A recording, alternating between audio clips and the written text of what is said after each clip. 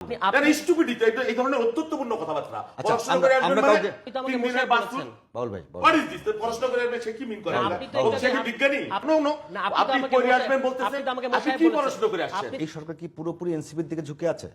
আচ্ছা, তার এবং আগে আমি আরেকটা একটা জিনিস বিষয়- বলি। হ্যাঁ, জি বলেন। আদর্শিকভাবে আপনাদের সঙ্গে বিএনপির নৈকট্য আছে, আচ্ছা, তার আগে বলি যে বিরোধটা কোথায়? রাজনীতিকে যদি আপনি চালাকিতে পর্যবেসিত করেন তাহলে যা হয় সেগুলো হচ্ছে আমার প্রিয় ভাইয়ের কথার মধ্যে আমি এগুলো পেলাম।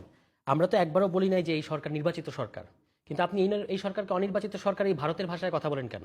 এই সরকারকে আদালতের ভাষা হচ্ছে যে এই সরকার হচ্ছে জনগণের ইচ্ছা দ্বারা সমর্থিত সরকার। যদি আপনি এই ব্যাপারটা না বুঝেন তাহলে আগে রাষ্ট্রবিজ্ঞান থেকে এই ব্যাপারটা বুঝে আসেন। জনগণের ইচ্ছা দ্বারা সমর্থিত সরকার। প্লেটো অ্যারিস্টটলের ভূমিকা পালন করেন এই কথা বলবেন না নো নো না, আপনি পড়ে আসবেন বলতেছেন আপনি কি পড়াশোনা করে আসছেন আপনি তো আমাকে মশাই মূর্খের মতো কথা বলেন এখানে আপনি তো আমাকে 3 দিনের মশাই বাস্তুল বলেছেন। বাউল ভাই, হোয়াট ইজ দিস পড়াশোনা করে আসবেন সে কি মিন করে আপনি তো ও সে কি বিজ্ঞানী আপনি একটু আগে মশাই বললেন কেন? বাউল ভাই, বাউল ভাই। অবশ্যই মুশাই আচ্ছা, আমি বলবো। আমি তাহলে আমিও তো বলবো পড়াশোনা কি আমি আপনাকে বলেছি? হ্যাঁ তা কাকে বলছেন আমি তো এটা বলেছি যে যারা এটা বোঝে তারা করবে।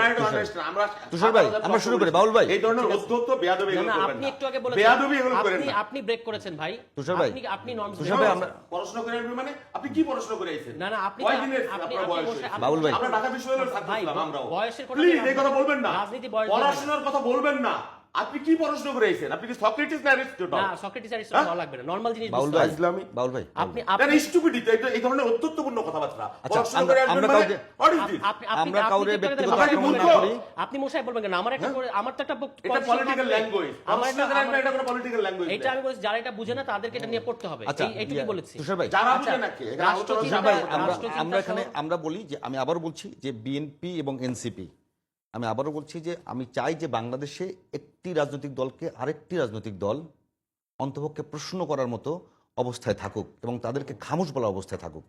তো বাংলাদেশে এখন যে অবস্থা হচ্ছে সেখানে খামোশ বলার জায়গা থাকছে না। তো আপনারা ভালো করবেন, বিএনপি আপনাদেরকে সাপোর্ট করবে। বিতর্ক হোক, বিতর্ক কখনো যেন ঝগড়ায় পর্যবেসিত না হয়। তো এটা একটা আমি করেছি আমার দিক থেকে। না বাউল ভাই, ঠিক আছে, বাছুর কে বাউল- বলেছে? না, বাউল ভাই, আপনাদের এক নেতা বলতেছেন যে উনি নাকি মানে প্রস্তাব করে নাকি ভাসিয়ে দেবেন। একটা বড় রাজনৈতিক দলের ভাষাই সব। ঠিক আছে, এটা তো মানুষের সামনে আছে না, এটা মানুষ বিচার করবে। আমি শুধু আমার বক্তব্যটা বলি। তুষার ভাই, আমরা সামনে যাই। হ্যাঁ, আমি শুধু আমার বক্তব্যটা বলি। আইনসভা এবং সংসদ একই জিনিস। এখন আইনসভা শব্দ শুনলেও যদি ভরকে যেতে হয় তাহলে তো আমার কিছু করার নাই। আইনসভা হলো পার্লামেন্টের বাংলা হচ্ছে আইনসভা। আমরা এখানে সংসদ করেছি, একই কথা বলা হচ্ছে, আলাদা কিছু না। রাষ্ট্রচিন্তা কিংবা এই ধরনের ছোট ছোট গ্রুপকে এখন অবজ্ঞা করে উড়িয়ে দেওয়া যেতে পারে, কিন্তু গত আওয়ামী লীগ আমলে এই যে সংবিধান সংস্কার, রাষ্ট্র কাঠামো সংস্কার, এগুলো নিয়ে তারাই সবচেয়ে ইন্টেন্সিভলি আলোচনা করেছে। সেই আলোচনা থেকেই গণতন্ত্র মঞ্চ নামে একটা রাজনৈতিক জোটের আবির্ভাব ঘটেছে। সেটার সাথে বিএনপি মিলে আপনার এই যুগপৎ আন্দোলনে 31 দফা দিয়েছে। এটা ওই বিএনপির যে জহিরুদ্দিন মাহমুদ স্বপন সহ সংশ্লিষ্ট নেতারা এটা খুব ভালো করে জানেন। ঠিক আছে, এটা এই ছোট ছোট গ্রুপগুলোই বাংলাদেশে প্রথমত আওয়ামী লীগ আমলের শাসনের সমস্যাটা তারাই শনাক্ত করেছে। ঠিক আছে, এটা যারা জানে তারা তো জানে, বাকিদের না জানলেও চলবে।